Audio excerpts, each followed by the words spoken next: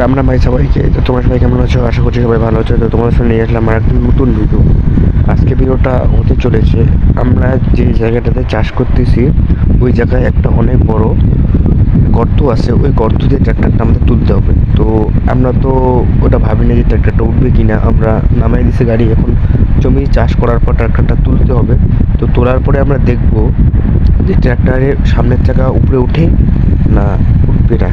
যদি উঠে যায় তো ভালো, আর যদি না উঠে তাহলে তো আবার অনেক আমাদের খাটনি করতে হবে ট্র্যাক্টরটা তোলার জন্য।